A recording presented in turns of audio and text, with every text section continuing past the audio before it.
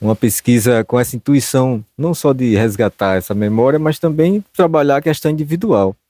E ao mesmo tempo a gente trabalha essa questão da oralidade, que foi o que foi a gente utilizou para resgatar isso, a própria pessoa que viveu aquele momento, trazer para nós as memórias, trazer as lembranças, né? As emoções, o que eles viveram realmente enquanto criança, jovem, adulto.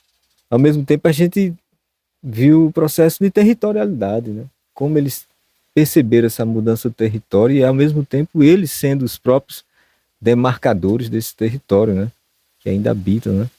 E, ao mesmo tempo, trabalhando a questão da identidade que foi perdida, né? Tantas pessoas procurando suas raízes e a gente realmente percebe que várias pessoas são daquela cultura, são os povos indígenas, né?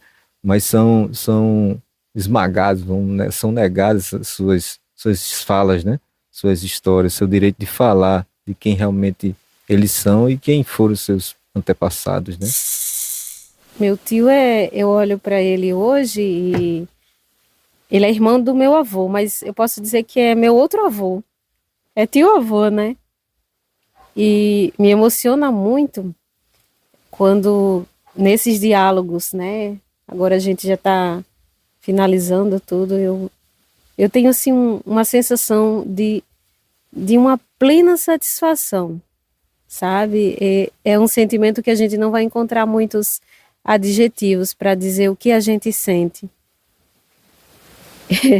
Eu tô muito emocionada, viu? É sério.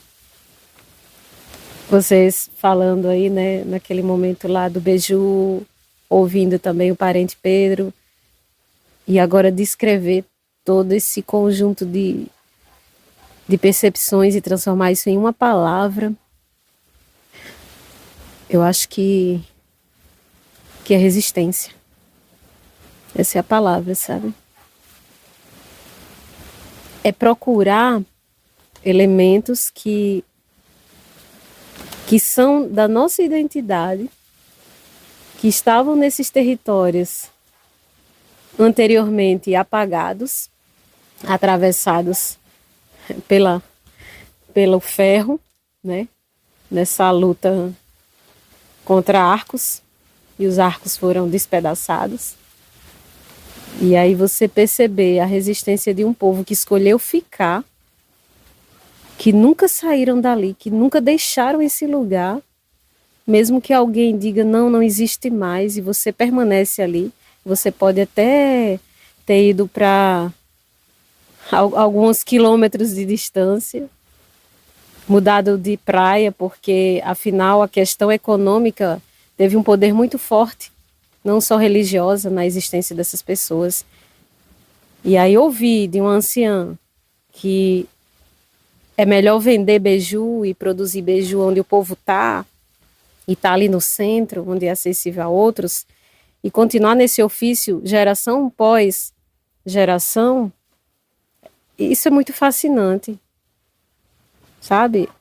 Ela saiu da praia, seus avós, seus pais, a família do seu marido, né? E está ali no centro, mas que esse centro não é o centro.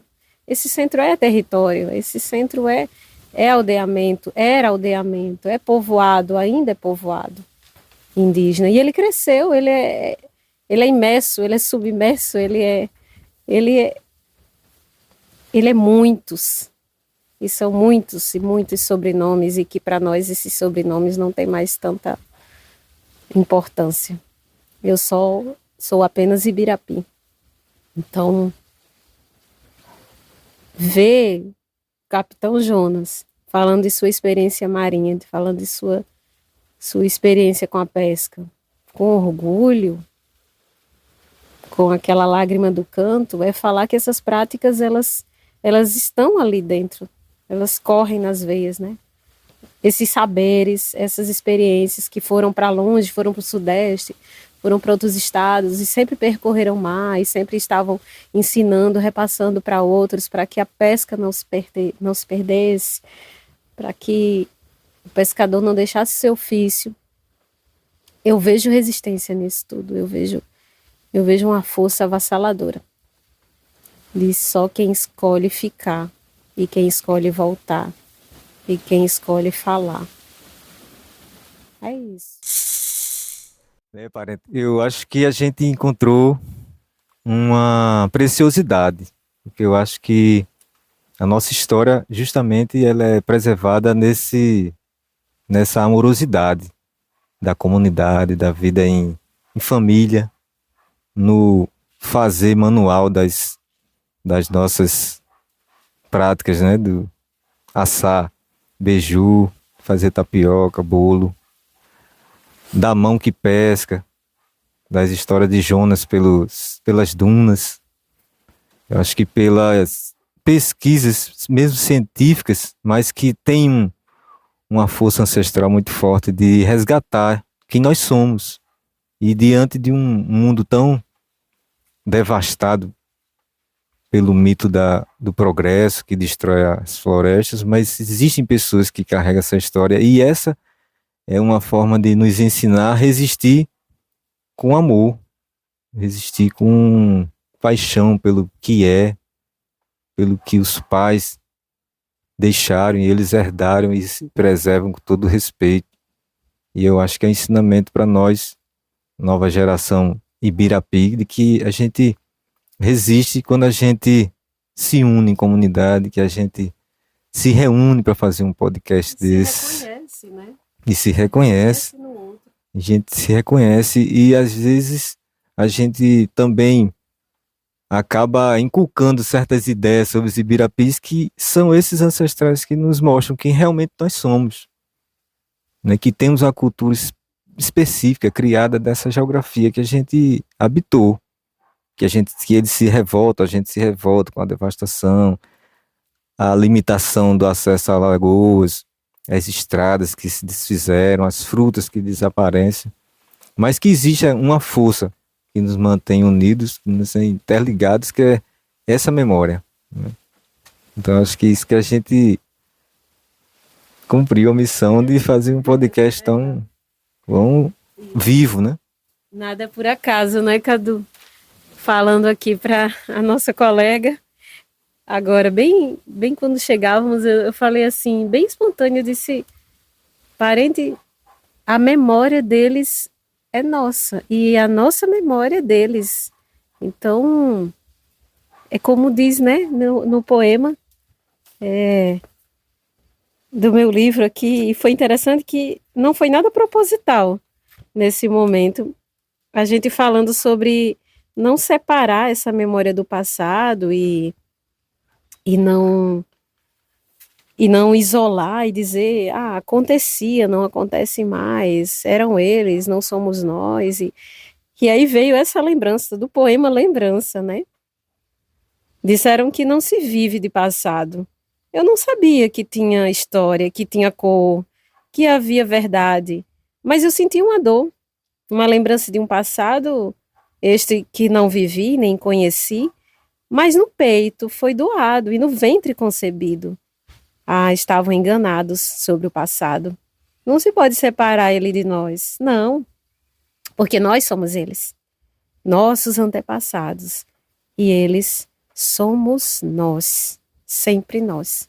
Lindo demais esse poema. E eu fico satisfeito, parente, a gente ter feito esse processo, porque a nossa luta, ela tem que ser sempre transpessoal, tem que ultrapassar essa nossa questão individual e saber que esse coletivo corre em nossas veias, né?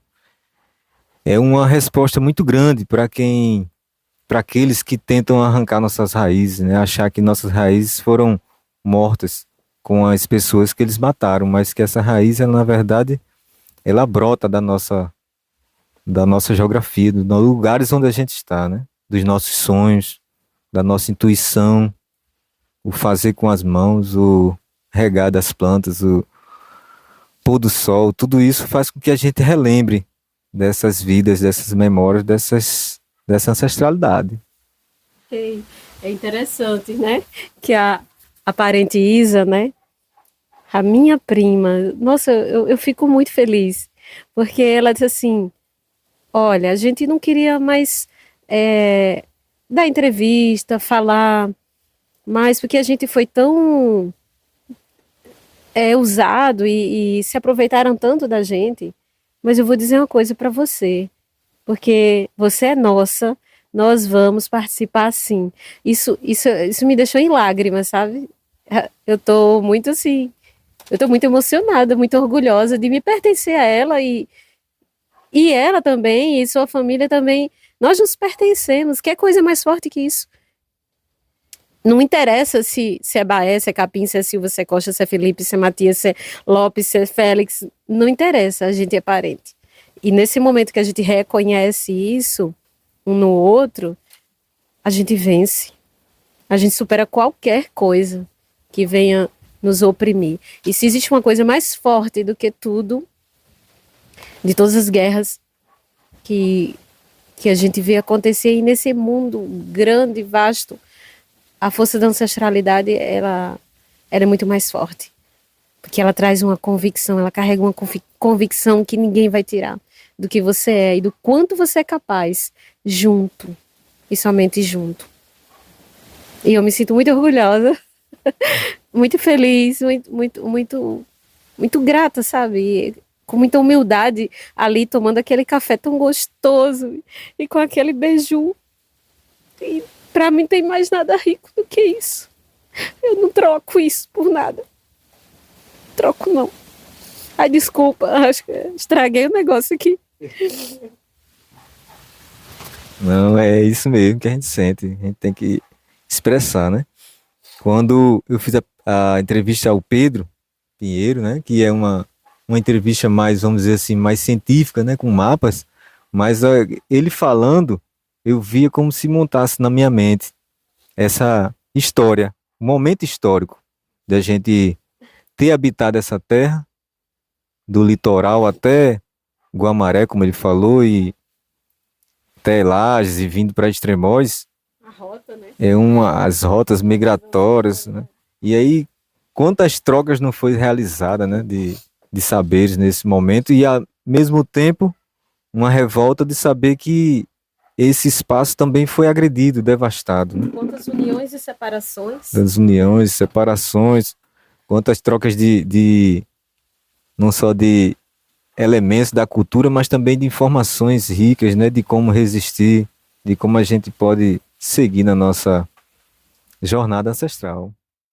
Me tocou muito a entrevista com o Pedro, especialmente a frase que ele usa para encerrar, que ele fala: realizei essas pesquisas movido pela ancestralidade, eu ouvi um chamado da ancestralidade, a ancestralidade preparou os caminhos, abriu os caminhos.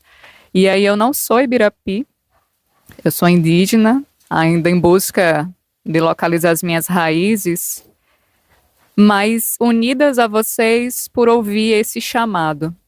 E eu acredito que esse podcast vai tocar outras pessoas e inspirá-las também a buscar as suas raízes, a ouvir os seus mais velhos, a sentar, né, pertinho dos troncos velhos e procurar saber mais sobre sua história.